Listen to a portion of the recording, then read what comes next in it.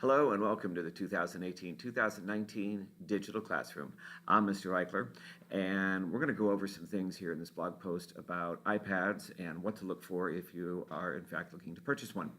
To begin with, what do you need in an iPad, I should say?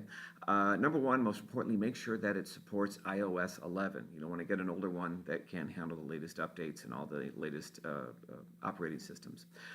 You also want to make sure that it has what is called AirDrop, and this allows one iPad to talk to another iPad and share files and pictures and information. And we do a lot of trading off in the classroom from time to time with different projects, and AirDrop is really, really important to have around. And also the hard drive size, and that's the amount of storage. I believe right now the minimum you can get is 32 gigs, and by and large that seems to be enough. The general rule of thumb is the bigger the better. So as much as your budget will allow to get, I encourage you to do that. What not to get? Well, you do not need a cellular plan, and you do not need to pay extra for a cellular iPad. We will not be using cellular. Everything we do will be through the Wi-Fi. And also, don't get a mini. They're too small for big fingers to be typing on all day long. And the little screen, it's very hard to keep information organized and see what you're doing all day. So we'll be using them every day, all day long. So the mini is it's not good for what we're going to be doing here. Basically, there's two types of iPads out right now. There's an iPad and an iPad Pro. And if you look underneath this post, you will find some links that will take you to the iPad 9.7 as well as the iPad Pro, and then a comparison page so that you can look at them side by side to better gauge your purchasing opinion.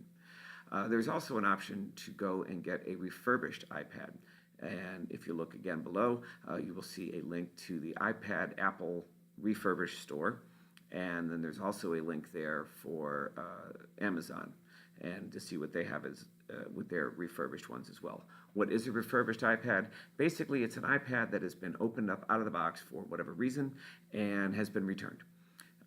Sometimes they get the wrong size, they get the wrong color, and they can't sell them as new because they're opened. So they go back through, they make sure the iPad hard drive is blanked and everything is ready and factory standard, and they seal it back up and they resell it as a refurbished iPad.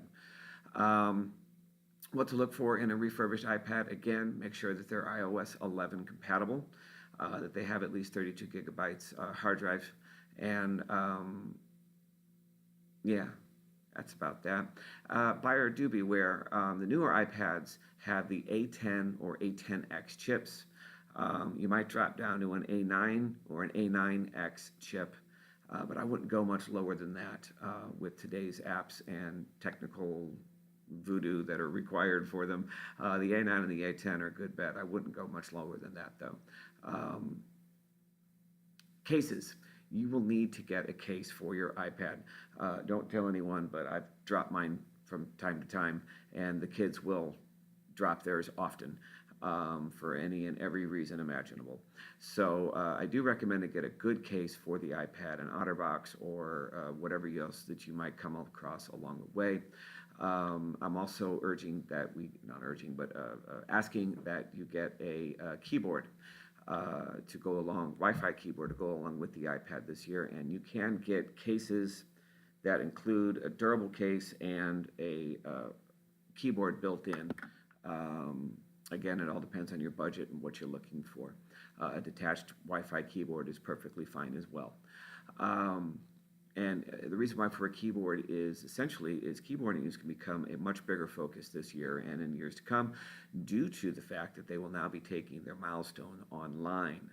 So they're going to need to learn how to type, and that is one thing that we are going to focus on this year with the classroom, good keyboarding practice and skills. So that about sums it up. If you have any questions or concerns, please feel free to email me at david.eichler, E-I-C-H-L-E-R, at cobbk12.org.